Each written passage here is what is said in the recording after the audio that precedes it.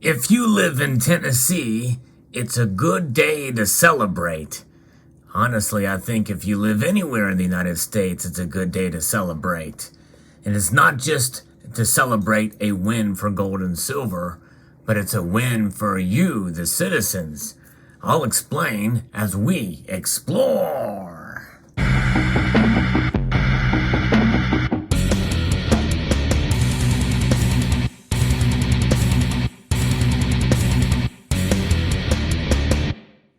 So what just happened a few days ago in Tennessee is remarkable, and is by one signature that has made a law that would empower the state treasurer to invest state funds in physical gold and silver. Folks, this is even bigger news than decreasing or eliminating the sales tax on silver and gold, even though that greatly and definitely benefits us directly. But what this does is it essentially makes gold and silver, by the way, a tier 1 asset for these states. And for those of you who have been following this channel for a while, you know that I made a pretty big deal about what the Bank of International Settlements and how they regarded gold. They regarded gold as a tier 1 asset between central banks. So transactions between central banks would treat gold the same as currencies. And that is a big deal, and that happened in April of 2019. We are starting to see more and more states start to either propose legislation or enact legislation with the signature of their respective governors to make gold and silver essentially money. And that's what this bill does here. And this comes to us from the Sound Money Defense League.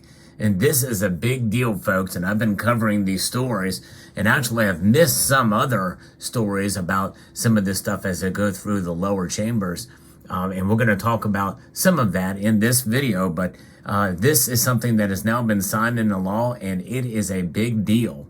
House Bill 1479, introduced by Representative Bill Halsey, passed out of the House of Representatives just very recently, earlier this week, with a 98-0 vote.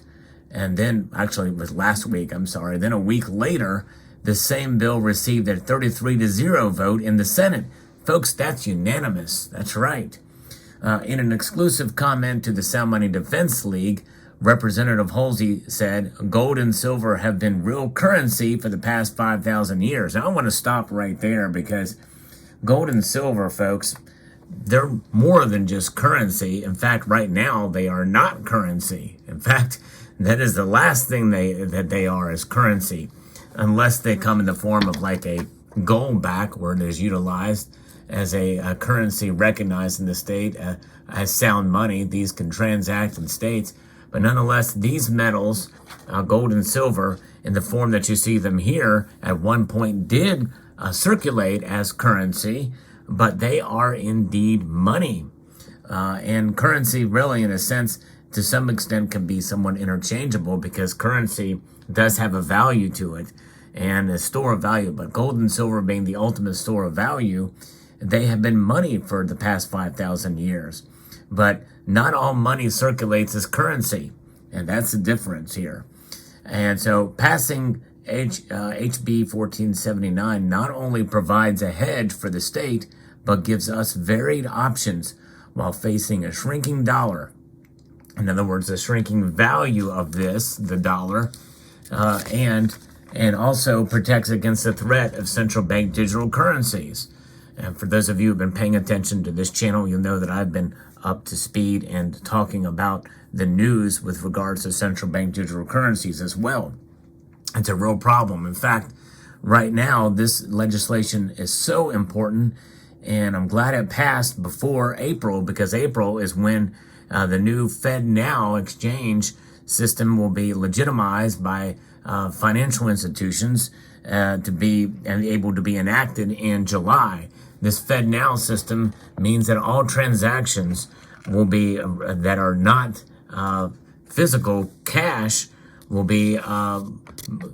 flow through the Federal Reserve System.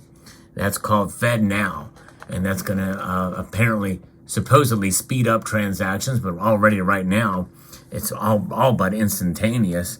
And by the way, I would definitely trade hours and maybe even days of wait time for what they want to implement now, considering it provides a foundation for central bank digital currencies, which means they will track your every move with every transaction.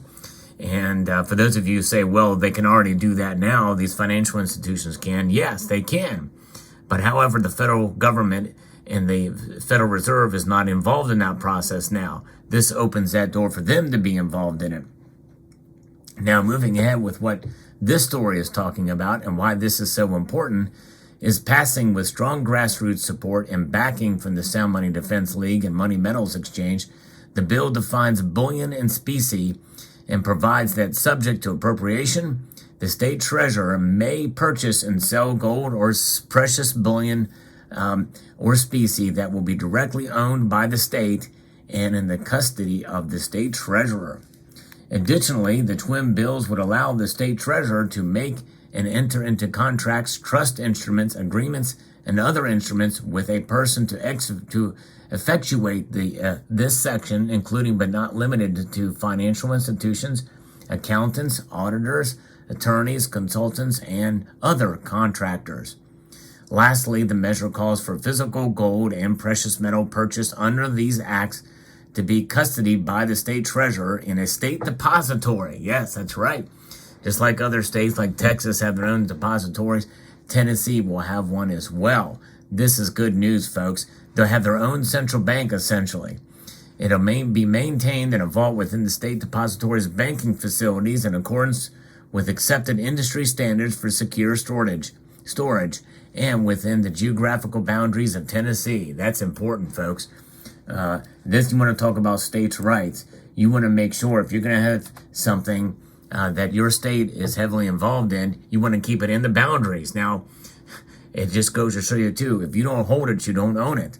Within the sovereign boundaries of the state of Tennessee, will this facility be stored? The proof positive that it'll be controlled by the state and it'll be within the state, accountable to the people of the state. This is good news. States that help set up the infrastructure to protect state funds with the monetary metals will help further to bring gold and silver into use as an alternative to the inflationary paper money system. Exactly right. And that's exactly what's happening now. This, folks, is inflating at a rate of 6% per year. And that means that it is worth 6% less now than it was a year ago. That's devaluing dollar.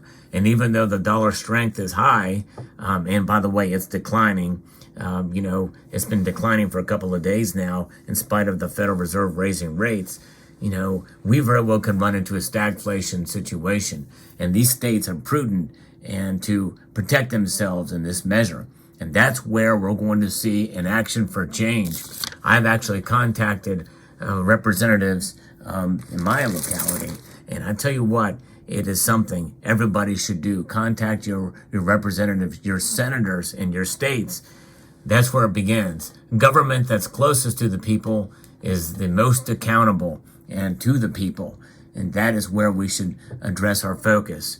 You have great folks like Alex Mooney, representative from West Virginia, on the federal front in proposing legislation. But sadly, it's not going to go anywhere. I think he should continue to fight on the federal level. Sooner or later, they're going to take notice. They're going to take notice because of what all these states are doing. And so it's just a matter of time. But we need action, and we need us as individuals to be able to do the same thing, to be able to contact our representatives, to make them aware that it doesn't matter if they're Democrat or Republican. It doesn't matter if you think it has a snowball's chance in Hades or not. We should do it anyway. The more people that get our voices heard, the better off we will be. So this is where we are at. And this is states that help set up the infrastructure to protect the state funds with monetary metals. They will bring gold and silver to use as an alternative to this inflationary paper money system, as well as buttressing state funds, many of which are invested in risky paper assets. That's right. And by the way, talking about risky paper assets, we all know The derivatives market in general is just insane. The futures markets, that's why the simplicity of physical gold and silver are paramount. And again, I bring your focus to what's on the screen and look at this display. This was not that long ago in the grand scheme of history, not only United States history, but world history, where gold and silver were utilized in high purity for transactions. In fact, the only reason why they were not pure gold and silver is because these metals are soft and they would wear much quicker. So they strengthened the precious metals, bolstering them with 10% of copper in order to protect, and silver as well for the gold coins. But that is what protects the metals to prevent them from wearing faster than they do. But gold and silver, monetary metals till the end of time, and you can see this display here. We harken back into a day where they were proven to be stores of value, to be transacted, and to be beautiful. And gold and in silver coins. That's what we love, folks. That's what we want to see again here in the United States. And if not transacted, actual coinage, we want to be able to have something that would be backed up by both of these metals. Would be a preference. And of course, obviously, we can utilize silver coins again in our transactions, and even gold coins to a degree as well too. They can be used again in this modern age. They can be used, and and things like the goldback. This is why I'm so bullish on the goldback as transactional money to be used, not stacked. This is something that definitely can be utilized in transactions. That's what it's about. And you could do that with RM notes like I just showed there, with both gold and silver. But make no mistake, there are still room in this day and age, in this economy, for digital representations thereof that are sound and audited, but also physical coins themselves is something that can be and seriously thought of and considered to be utilized. So Representative Halsey continues to be a powerful voice for sound money in Tennessee. He would earn the Sound Money Legislature of the Year award, and last year for his tireless work on eliminating Tennessee's state sales tax on gold and silver, which is a big deal again. For those of us who stack the metals, we directly benefit the most from that. But this is a much bigger deal when you see states actually protecting their dollar or protecting their money with gold and silver from the inflationary situation that we find ourselves in today. After ending the sales tax on gold and silver, Tennessee shot up to the 2023 Sound Money Index rankings to earn a 9th place finish. Tennessee also recently ended its state income tax on all capital assets. All capital assets. That's remarkable. That's pretty amazing. And that includes gold and silver. Several other states are considering their own sound money bills. In fact, in this very month, which is just, over right now. By the time you see this video, March will be over. That's Alaska, Idaho, Maine, Missouri, Mississippi, South Carolina, Vermont, Iowa, Kentucky, Oregon, and more. So this is happening. This is a revolution. It's nothing short of a revolution for sound money. And so celebrate this, even if you live in a high tax, and even if you live in a state where this is less likely to happen. The more states that do this, the more pressure there will be for other states to consider it. In fact, the fact that Vermont is considering this is pretty big news and should give hope to those of you who live in New York and California. All hope is not lost. Contact your state representatives today. So there you have it. Let me know what your thoughts are in the comment section below. Hope you found this video insightful, informative, and educational. I'd like to extend a multitude of gratitude to you all for taking the time to watch, and to encourage you to please rate, share, comment, and subscribe.